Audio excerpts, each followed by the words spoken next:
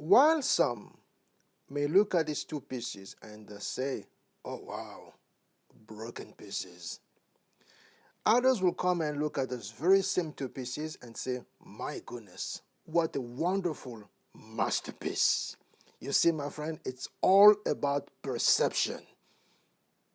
Today, I would like to talk to you about the concept of perception and how this mental faculty alone can actually help you change what we refer to today as wealth mindset. Why? Because this one particular mental faculty is the trigger that can actually help you change the way you think, the way you feel, and the way you actually take actions and in the places that you're going to be taking action. All right? So you don't want to miss this. Today is a very important session. So grab yourself whatever notepad, pen, or pencil that you need to actually consider when it comes to actually writing down. Sit back and relax. My name is Dimitri. Without any further ado, let's get right into it. At the height of his career, somewhere along the 20th century, this gentleman by the name of Pablo Picasso was actually riding on a train somewhere in France. I believe we're going into Paris. And as he was riding on a train, of course, being comfortable and being the man of prominence that he was actually sitting by himself. So it was easy for people to actually notice who he was and where he was sitting. So at one point, he was actually minding his own business, just thinking about probably the next painting or whatever he was working on. One of the passengers on the train had the boldness to simply get up and say, I have to go talk to this gentleman. I have to go talk to this guy they call Master Picasso. I have to go talk to him. So he summoned the courage to actually get up from wherever he was. He straightened himself and he proceeded to actually go talk to Master Pablo Picasso. So, of course, he took off his hat and said, bonjour, monsieur, good evening, sir, good day, sir, may I please have a word with you? Picasso, being the amazing and absolutely fine gentleman he was, he said, of course, why not? Please have a seat. So the gentleman sat down and they started talking, chit-chatting. And next thing you know, he actually revealed why he wanted to talk to the master. He says, Mr. Picasso, I would like to talk to you. I would like to talk to you because I have a burning question on my mind as far as art is concerned. And more specifically, as far as your interpretation of art is concerned. The master, of course, was a bit intrigued and said, yes, go on. What is your question?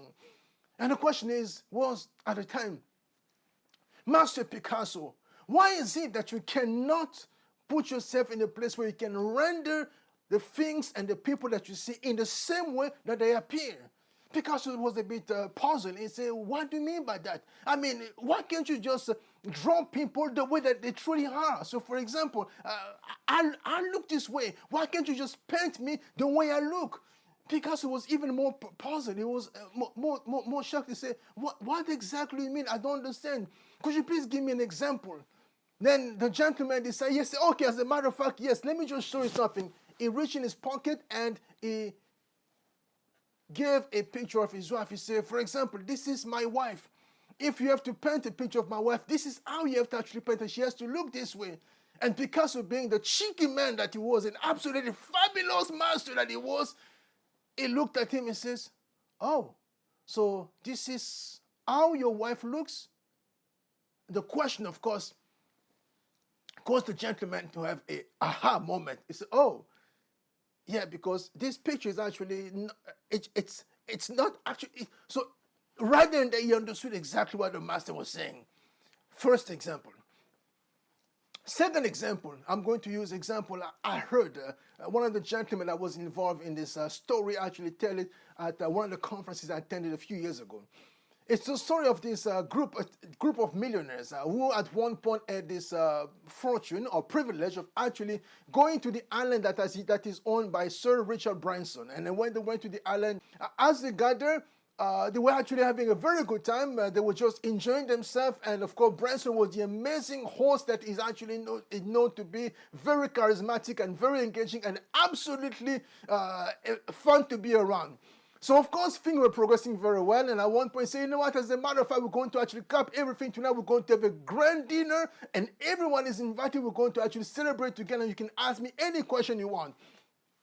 And of course, all the millionaires and some of the executives that were in the crowd said, oh my goodness, what a great opportunity. We're going to actually then be able to feast with the master and ask him a few questions when it comes to the market, when it comes to the trend that we need to be aware of as far as business is concerned in the next 10 to 15 years. So they sat down, they started talking, and one thing led to another. And before you know it, the people started talking about what was happening, but it was talking in a very negative tone. It was very, very, very crazy. So he was listening to them, Sir Richard Branson. He was not saying much. But at one point, what he did is he simply got up, he jumped on the table, and he started dancing. And people were actually shocked to say, but why is he dancing? Why is he acting like a fool? Why is he acting so crazy? And of course, the most astute people among them right there and there understood what the master was trying to do. He was simply trying to break the trance that people were under, or the spell people were under, because they were actually going in a negative direction. And the master, when it comes to thinking and feeling, said, no, I have to break this trance right away. I have to do something radical to have them shift their perspective, otherwise they're going to be going in the wrong direction. And of course, the minds of the people that were there, at first they were shocked, but eventually they caught on and they say, my goodness, now we understand why this man is actually one of the wealthiest men of this century, one of the most amazing pioneers when it comes to business in the 21st century, because he told them right there and there in a very simplistic way how to actually regain control of your perception. Because your perception, as I'm about to drop right now, and if you have pen and paper, please start writing it down. We all have 6 mental factors. The first one is perception. The second one is will. The third one is imagination. The fourth one is memory. The fifth one is intuition. And the last one is your ability to reason. Once your perception is not actually seeing things the way they're supposed to, or how you want them to be right away, it's going to actually affect your ability to imagine. It's going to affect your ability to recall. It's going to affect your ability to reason. It's going to affect your ability to have intuition. It's going to affect most importantly, your ability to reason and the type of action you're going to be taking, because you have a thing that you actually placed in a place that is very tight and you cannot move. So basically, you're going to actually have a very tight imagination. You're going to constrain your mind within the confines of that tight space. You're not going to actually use your imagination to see yourself outside of that space, to see yourself far beyond the time and the space where you are, and imagine a better future and let it pull you out of that place into a better future. If your perception is that you are in a tight space right now, you are in a very dangerous place where basically things are completely set, you are actually going to actually be creating some kind of constraint around your ability to actually have intuition, to actually be open to any sudden moment of revelation that can help you see that there is a door or there's a window right where you are, because your perception is absolutely key. Why am I talking about this perception? And how does it relate to the concept of a wealth mindset? Very simple. Your perception is everything. How you perceive the world is everything. How you perceive the world around you is everything. How you perceive the time and the space where you are, it's everything. It actually determines your ability to actually interpret the world in a way that's either going to be positive or detrimental to your own wealth or to your own success as far as life is concerned. And as a matter of fact, let me move very quickly back to another funny story about the master called Picasso. In 1907, he released a painting that was controversial at the time, and that actually drew the eye and the anger of many people, including the artists of the time, and one of them, Matisse.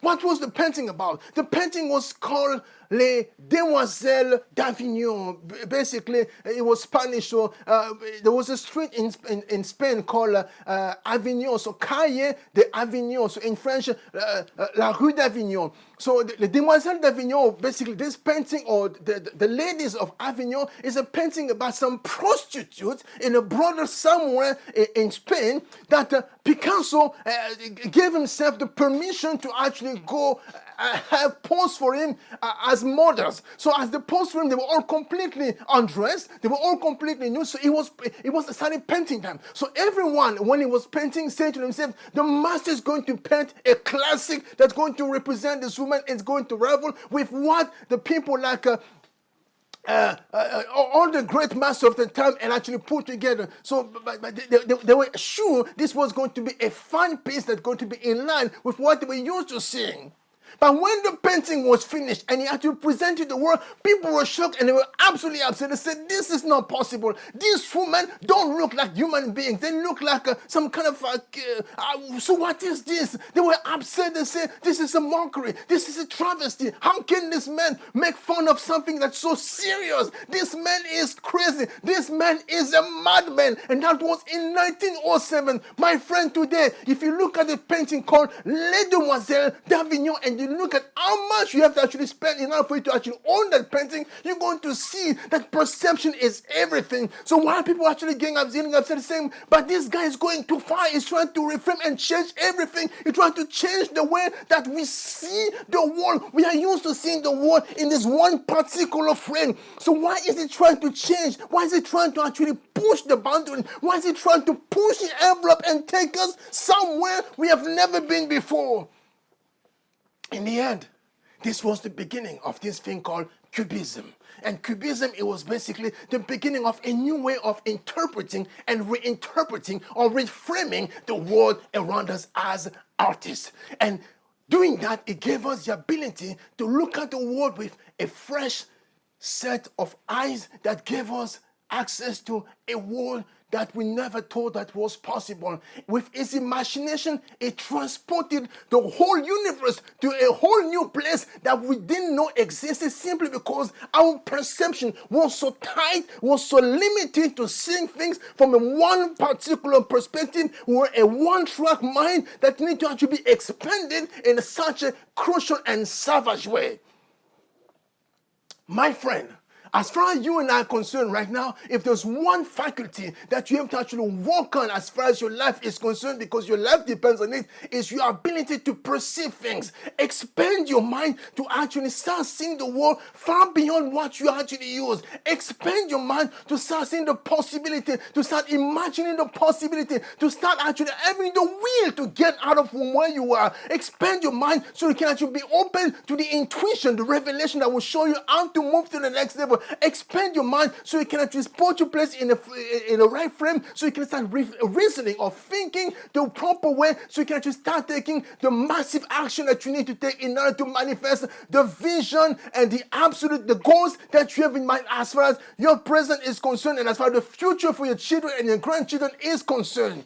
So in this season, my only one assignment for you as far as this season is concerned is the following. Give yourself permission to believe with all your heart that you are already successful. I'll repeat it again. Give yourself permission in this season to believe that you are already successful. I started this presentation with these two broken pieces. And I said to you, these two broken pieces can be looked at as a mess.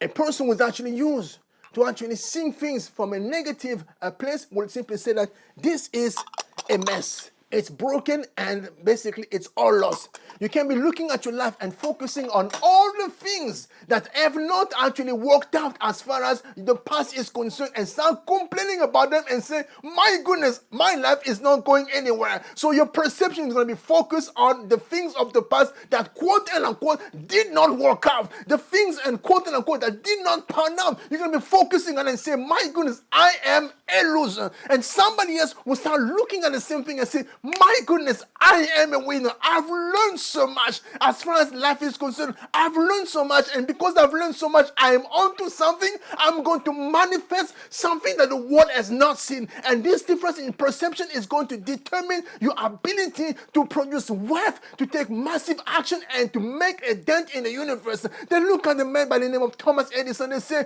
but my goodness, why is it that you're actually looking at this thing and not paying attention to all the failures, quote unquote, that you have experienced before coming to this light bulb that you have produced. It says, you know what? This light bulb are actually part of the success that I am today, because they show me that we see the 999 times or 999 cases of the things I'm not supposed to do, and that help me redirect my focus to discover this one opportunity that I'm holding in my hands. And so, my friend, as far as you and I are concerned, we have to come to a place where we have to start reframing whatever we're actually looking at. If you're looking at your life and say, my goodness, all these failures mean only one thing, I'm a loser, my friend, that's a very bad way of actually using your mental faculty called perception. You have to give yourself the permission to look at whatever you consider losses, to look at whatever you consider failures, and look at them and say, my goodness, look at all this wonderful lesson, look at this warm-up session. It means I am onto something. It means that the next thing I'm going to try is going to be a measure success, a measure breakthrough, because I already know what not to look as far as opportunities are concerned, and I already know what not to do as far as action are concerned, and therefore I'm a wiser person. I'm definitely charismatic. I have the resilience that it takes. I know how to be persistent, and therefore the best as far as my life is concerned is yet to come. Oh, my friend, I am on fire when I talk about this word called perception, because once you start actually giving yourself permission to look at life with a fresh set of eyes, my goodness, sky becomes the limit. As a matter of fact, sky is no longer the limit. It becomes a place where you reach somewhere where you simply say, life is now limitless. I am not shocked. I'm not wondering why Richard Branson was the first person to actually be able to actually go in the space and to look at Earth from wherever it was. Why? Because from a long time ago, this man was able to change his perception and to see and to realize that all things are truly possible for mankind. And this ability to actually see things differently helped him actually transform everything: his will, his imagination, his ability to actually recall things, his ability to actually have intuition, and his ability to reason. So again, the assignment for today is to start seeing yourself as the successful man or woman that you already are, and let this perception start changing everything that you actually do, and let this perception lead you to take the massive action that you need to take in order to manifest the future that you so deserve. All right? I'm going to stop here for now. But before I go, 3 things I'm going to kindly ask you to do. And number one, you already know what it is. So please just get yourself ready. Make sure you smash the like button. Number 2, make sure you leave a comment in the comment section. Let me know where you're watching from and how things are going as far as you are concerned. And number 3, just make sure that today and for the next 21 days, you give yourself permission in the morning, at noon, and before you go to bed, to look yourself at least just for 10 seconds in the mirror and say, I am a successful woman. I am a successful man. And let this perception actually change the way you actually do everything, the way you will success, the way you actually imagine success, the way you memorize success, the way you have intuition of how success is concerned, and the way you actually start reasoning and thinking about success in the days to come. All right? Thanks for watching. Take good care, and I'll be talking to you soon.